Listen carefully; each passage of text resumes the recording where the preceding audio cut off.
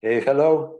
I am Jaime Elizondo from Real World Ranching, where our goal is to help you achieve maximum productivity while you improve your land the fastest with low cost biological methods.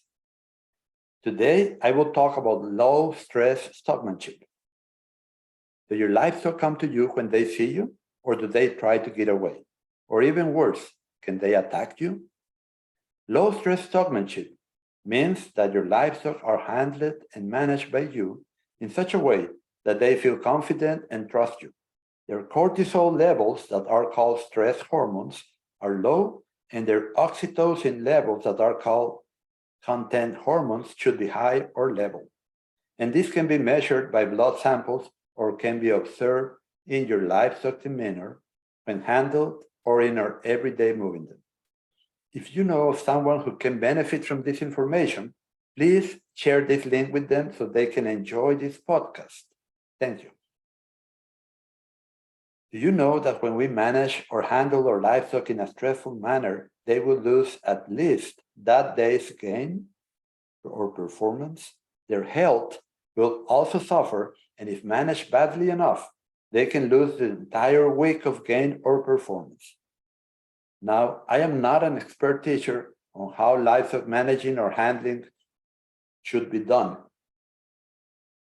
but I have over 30 years of experience handling livestock on a continuous basis and have learned low-stress stockmanship from the likes of Bud Williams, which I consider the very best in this area.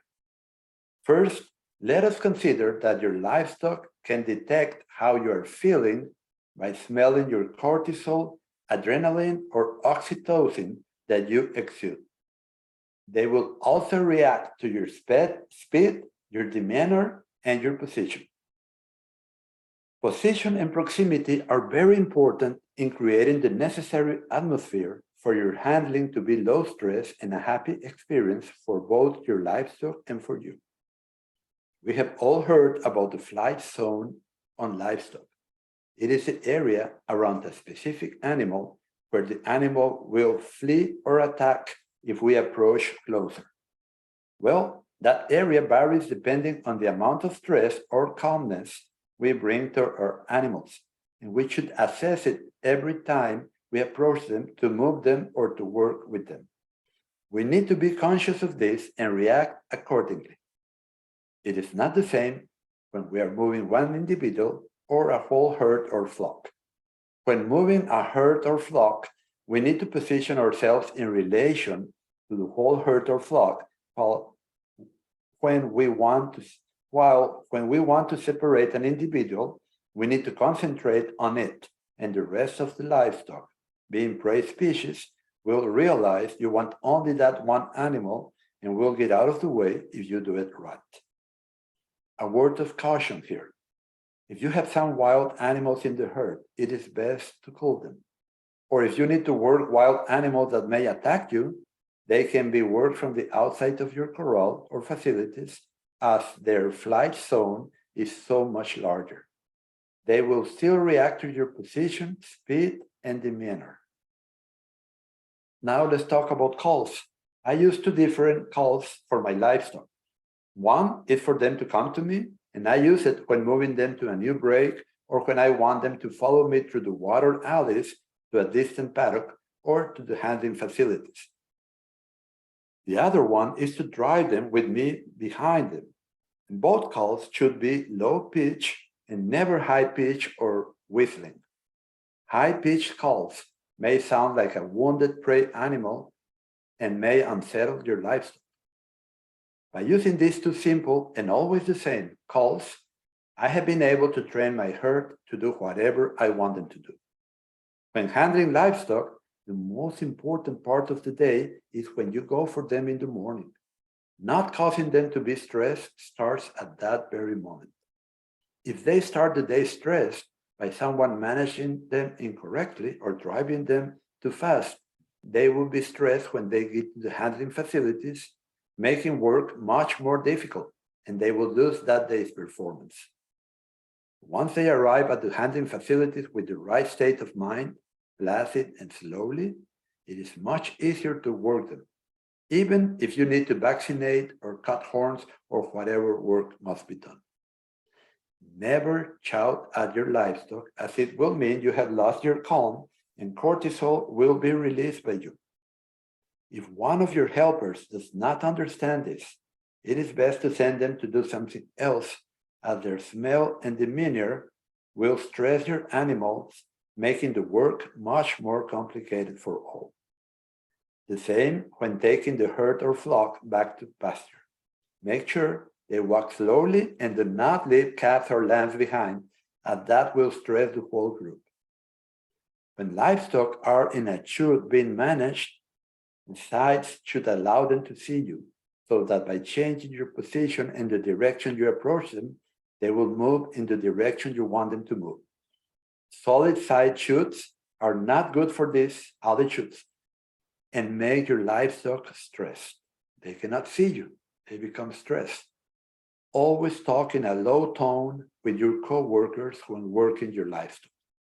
Plan the steps in advance to take and each one's role so that everybody knows what to do and is expected of them.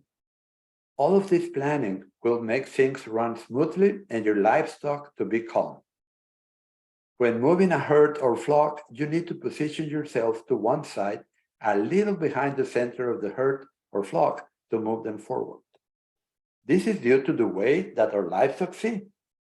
They see the world like a fish lens in a camera, meaning they can perfectly see to the sides, behind, and in front at a certain angle, but have difficulty looking directly behind or directly in front.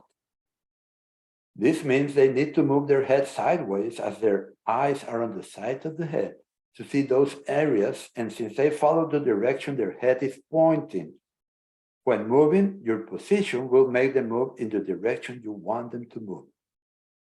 This is counterintuitive, but believe me, it works. Always identify the lead animal in a herd or flock and work with that animal by shifting your position, speed, and direction. Sometimes the lead animal will alternate with others, so be conscious of this and adjust.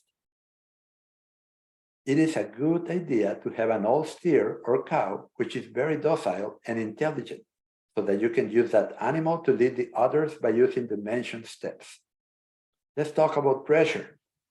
When by positioning ourselves, we pressure our livestock into doing what we want them to do, and they respond, we reward them by releasing the pressure, which makes them calmer and trainable.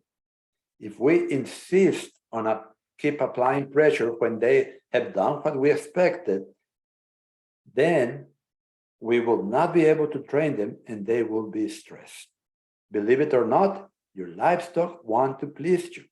If you understand their way of looking at things and their reactions to your speed and position, they will do what you need them to do. In the next podcast, I will explain how I bond with my livestock so they can remember me for life. Conclusion and recap. Number 1, stress when handling or managing your livestock will cost you dearly in lost performance and poor health. 2, your livestock can smell your stress or your calm. 3, your demeanor and speed results in low or high stress for them. 4, positioning yourself correctly allows your livestock to move in the direction you want them to move. 5, observe the flight zone around each animal and then manage accordingly by moving outside of it when you position yourself. 6, separating an individual from the flock or herd is very different than moving a herd or flock. 7, vision in your livestock. Being prey animals is very different than ours, as they feel like an angular lens and have difficulty judging depth or looking directly ahead or behind.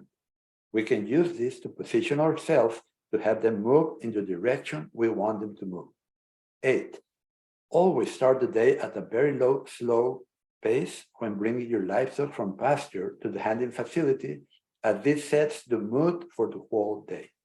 9, plan ahead so everybody in your team knows exactly their role, so there is less confusion and stress levels melt. 10. Take the pressure of the animal. Take the pressure off the individual animal when you position yourself as that animal responds and does what you want them to do. This is their reward and it's how you train them. Remember, training is an everyday process that never stops. Well, I hope you like this podcast and you can put it into practice. Thank you, and until next time, be sure to subscribe to the podcast on Spotify, iTunes, or YouTube, or join us for the weekly email at www.rwranch.com/join. Have a great day.